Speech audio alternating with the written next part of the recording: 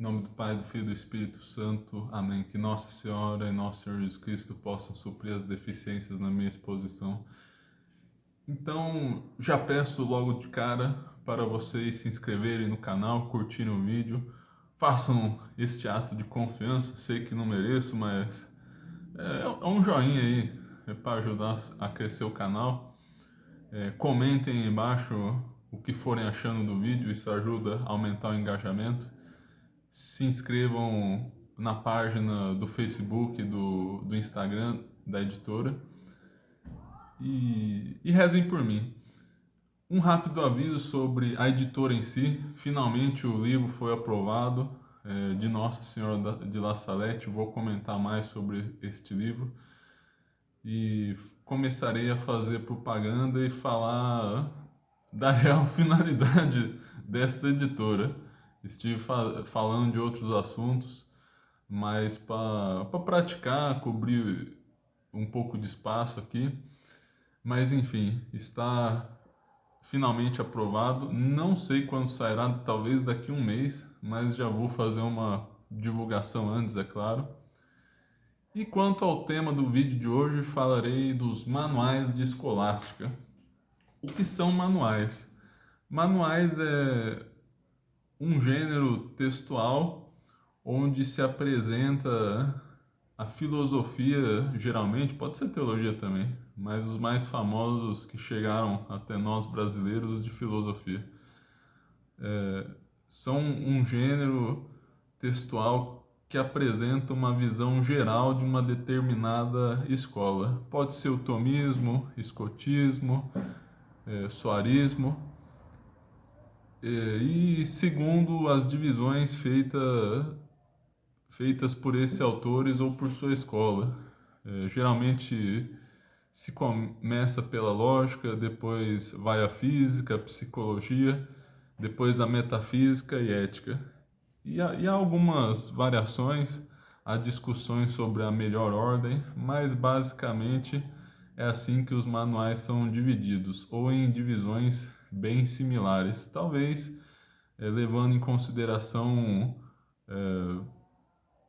partes de cada uma dessas disciplinas, mesmo que partes que não são de divisão real, né? Por exemplo, metafísica dividir em ontologia, teodiceia.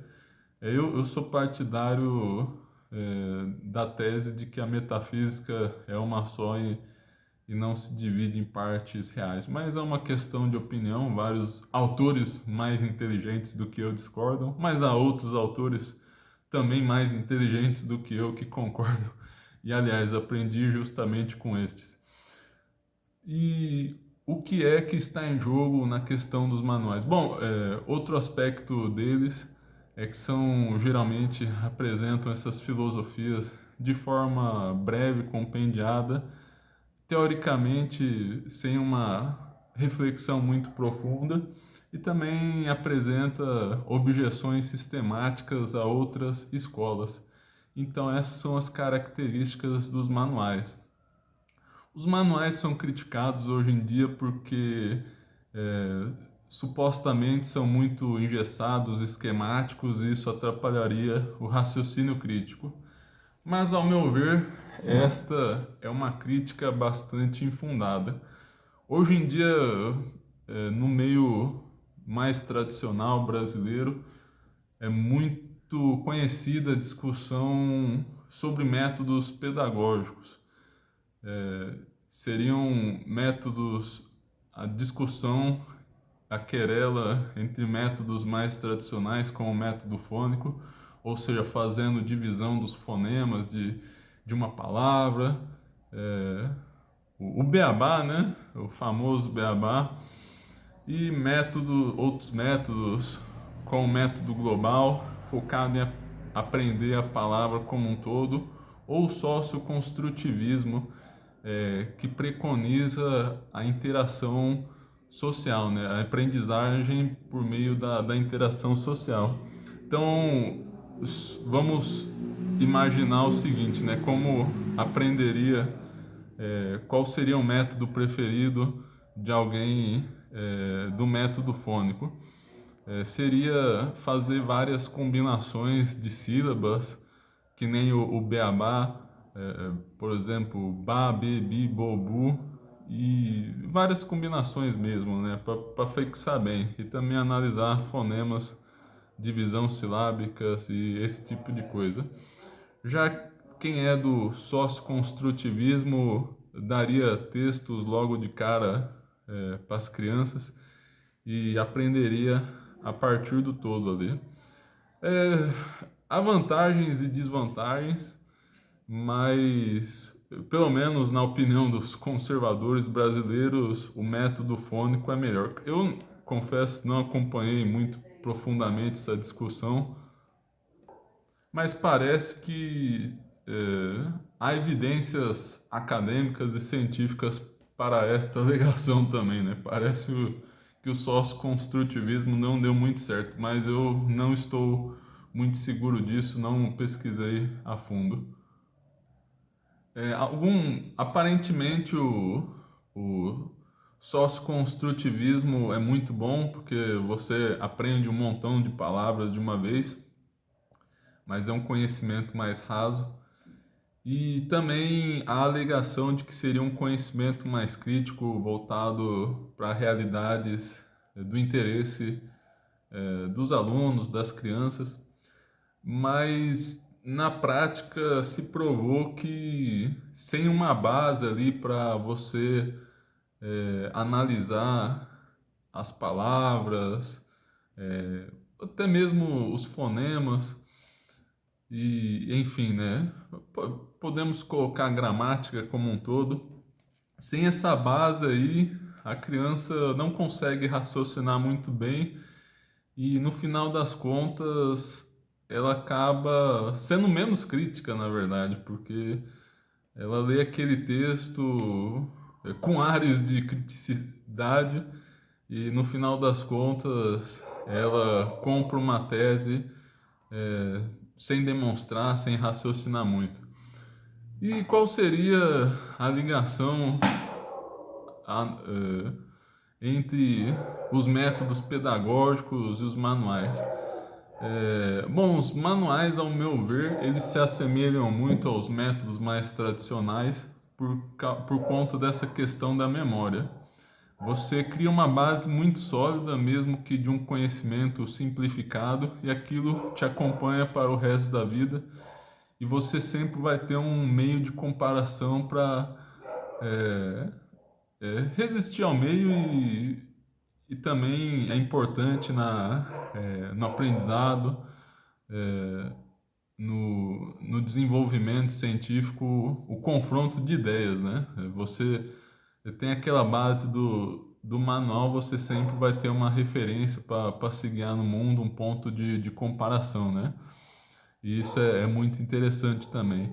As alternativas aos manuais costumam ser tratados ou artigos científicos, que teoricamente tratam de maneira muito profunda certos temas e de maneira específica.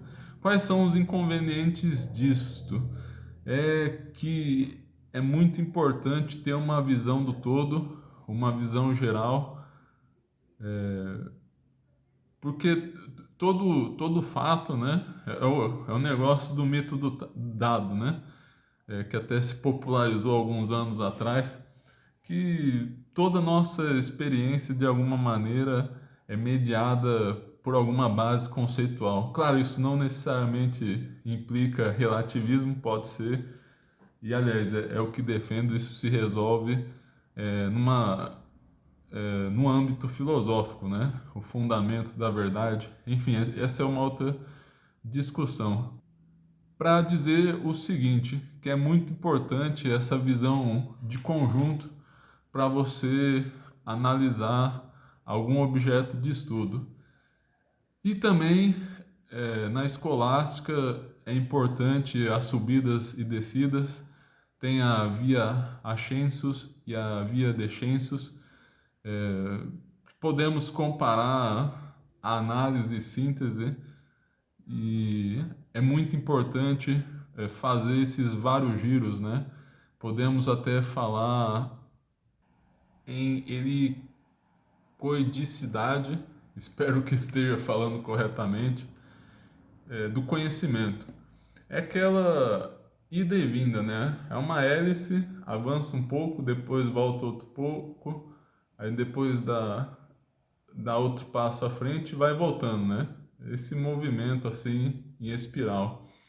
Então avança, volta um pouco, e assim que é o conhecimento, e por isso isso é muito mais fácil de ser trabalhado com manuais, porque muitas vezes você não pode ver temas de maneira aprofundada e então o manual te apresenta essa visão de todo de maneira mais simplificada. Claro, né? Isso não impede que você se aprofunde em algum tema na vida, mas estou defendendo a importância desta visão de conjunto. E eu diria que o tomismo hoje em dia ele está tentando crescer a escolástica. Teve um declínio e uma decadência por vários motivos, mas eu não acredito que seja por conta de manuais, como alguns alegam. Acho até que a decadência é justamente por não se fazer mais manuais. Hoje, o conhecimento, a produção do conhecimento tende a ser muito específica, e como eu falei, isso é prejudicial ao conhecimento que exige, principalmente filosófico e teológico, exige essa visão de todo. Então, ficar se especializando muito sem nunca sair de sua área acabou, ao meu ver, se mostrando algo prejudicial no avanço da escolástica, tomismo, né? E vale dizer que na época dos manuais isso não excluía tratados mais profundos, específicos. Isso daí era só a formação inicial. A pessoa tinha aquele fundamento sólido e carregava pela vida. E depois, se preciso fosse, discutia outros pontos com maior aprofundamento. Então, vamos defender mais os manuais, seja pelos manuais de escolástica. Eu acho que há muito preconceito contra eles. E é isso, meus irmãos. Muito obrigado aí pela paciência. Curtam o vídeo se você não fez até agora. Rezem por mim. Muito obrigado. Em nome do Pai, do Filho e do Espírito Santo. Amém.